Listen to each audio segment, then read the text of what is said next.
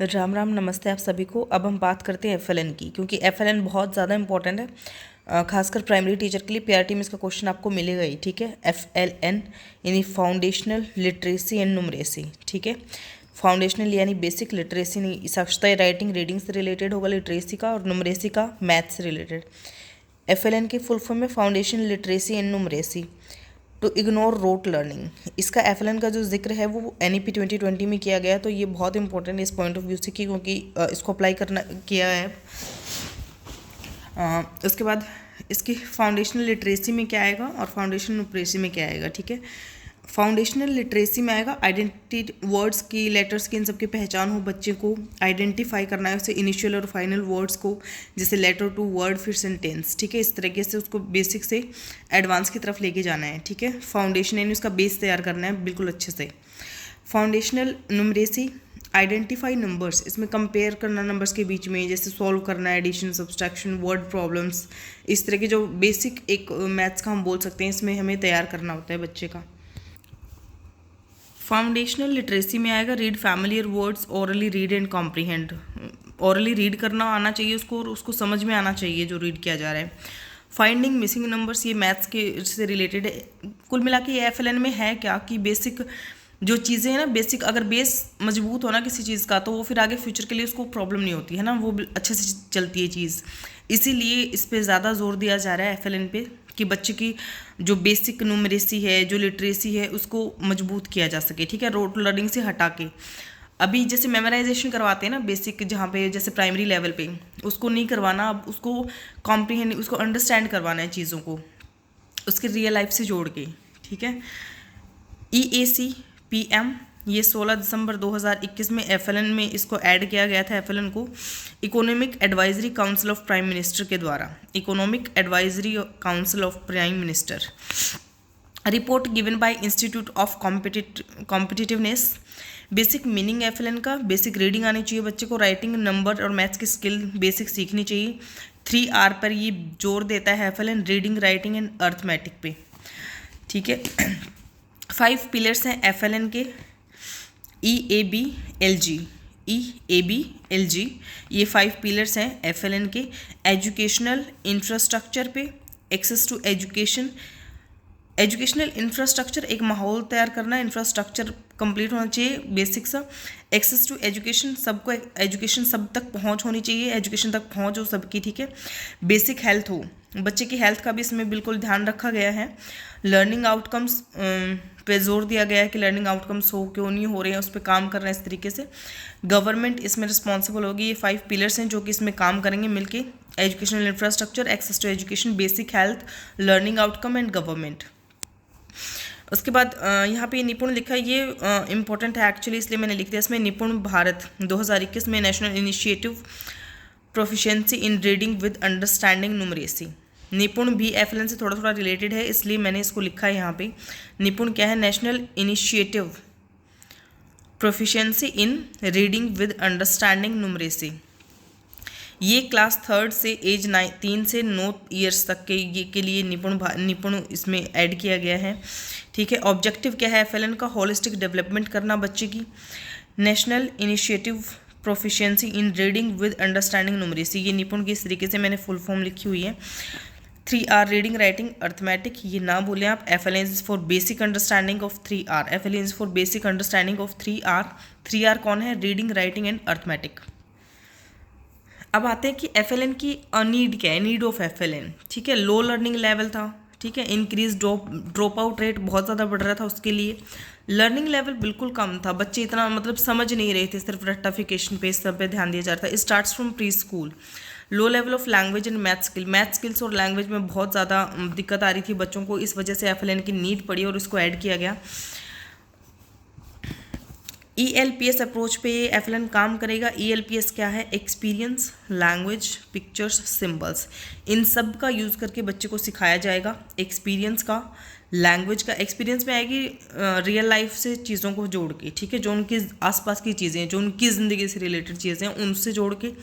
Language पे काम करेगा पिक्चर्स के साथ, क्योंकि पिक्चर से चीज़ें ज़्यादा याद रहती हैं, सिंबल्स से और पिक्चर्स से, इनका यूज़ करके ये वर्क करेगा। FLN works on ELPS approach. Issues क्या थे एफएलएन के साथ कि रोट लर्निंग को इनक्रेज किया जा रहा था। अब FLN क्या करेगा, शिफ्ट करेगा रोट लर्निंग से अंडरस्टैंडिंग की तरफ। The biggest problem of our education system based on fact and reciting.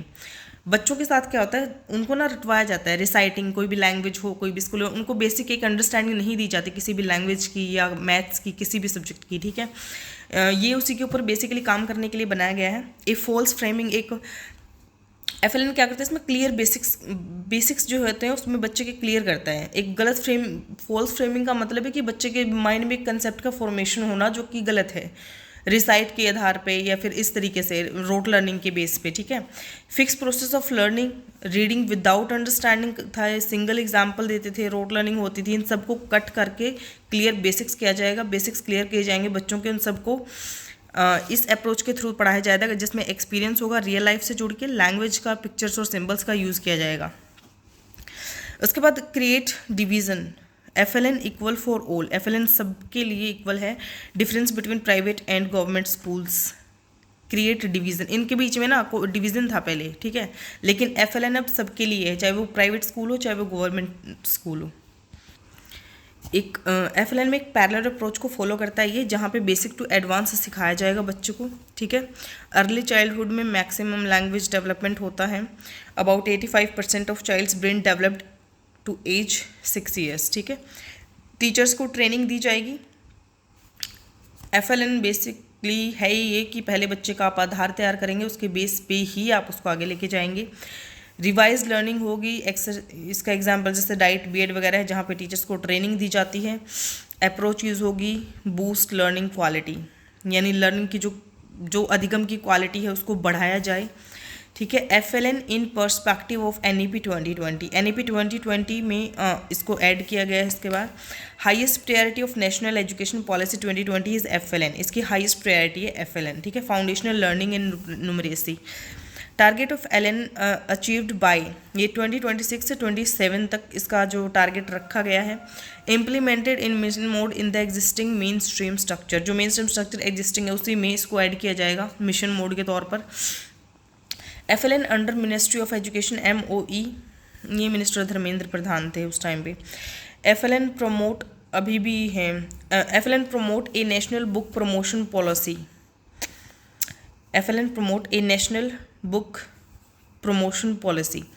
FLN निपुण 3 से 9 साल तक के बच्चों पे काम करेगा, 1st से 3rd ग्रेड तक पे काम करेगा। Promote book policy, NEP recommended 3 month course देती है, स्कूल प्रिपरेटरी मॉड्यूल, ये 3 month का कोर्स होता है। प्ले कोर्स, जैसे बच्चों को सिखाना, ये ना टीचर्स के लिए होता है, टीचर्स को फोकस किया जाता है इस पर, टीचर्स को सिखाया जाता है कि बच्चों को कैसे पढ़ा जाता है, ये प्रिपेयर किया जाता है NCERT के द्वारा। NEP में टीचर स्टूडेंट रेशियो कितना है, 130 है। Pedagogy according to FLN means to lead the child, to lead the child. Pedagogy according to FLN अगर पूछे इसको तो इसका मतलब टू लीड द चाइल्ड। फिर to achieve the goal of FLN, emphasis on child centred pedagogy, अब तो इस पे काम हो ही रहे काफ़ी सालों से, मतलब एम्फेसिस ऑन इंटरेक्टिव। एक्चुअली ये ना काम होता नहीं है इन पे, ये सिर्फ ना किताबों में लिख के दिए जाते हैं। जैसे FLN है, FLN भी अब दे दिया कि हाँ FLN है, बट रियलिटी में इस पर वर्क नहीं होता। रियलिटी में चलता वही है, रिसाइटेशन, और यही सब चीज़ें अब तक चल रही हैं और यही चल रही हैं। देखो जितने भी आप टीचर्स की तैयारी कर रहे हैं, मैं भी कर रही हूँ टीचिंग जॉब्स की तैयारी, आप भी कर रहे हैं, तो सबसे बड़ा जो चेंज है वो टीचर के हाथ में होता है। गवर्नमेंट लाए ना लाए, हमें अपनी जो पढ़ाई का तरीका उसमें चेंज करके बच्चों को एक अंडरस्टैंडिंग के साथ पढ़ाना चाहिए। एम्फेसिस, आगे चलते हैं। Emphasis on interactive classroom including authentic, appropriate और एक्सेसिबल टॉयज़ एंड मटेरियल्स, ऐसे मटेरियल्स, ऐसे टॉयज़ देना जो ऑथेंटिक हैं, अप्रोप्रिएट हैं, बच्चे के लिए एक्सेसिबल हैं। टॉय बेस्ड पैडागोजी होनी चाहिए, जबकि मुझे टॉय बेस्ड अच्छी नहीं लगती। मेरे पॉइंट ऑफ व्यू से मुझे लगता है कि रियल लाइफ से बेस्ड बच्चों को चीज़ें सिखानी चाहिए, एक्टिविटी बेस्ड सिखानी चाहिए, एक्सपेरिमेंटल लर्निंग होनी चाहिए, प्ले बेस्ड हो, आर्ट एंड स्पोर्ट इंटीग्रेटेड हो, स्टोरी टेलिंग या ICT बेस्ड लर्निंग हो। ICT मतलब इंफॉर्मेशन कम्युनिकेशन टेक्नोलॉजी। ये सब चीज़ें हैं जो बहुत इम्पोर्टेंट है किसी भी पैडागोजी में, स्टडी में बच्चों के लिए।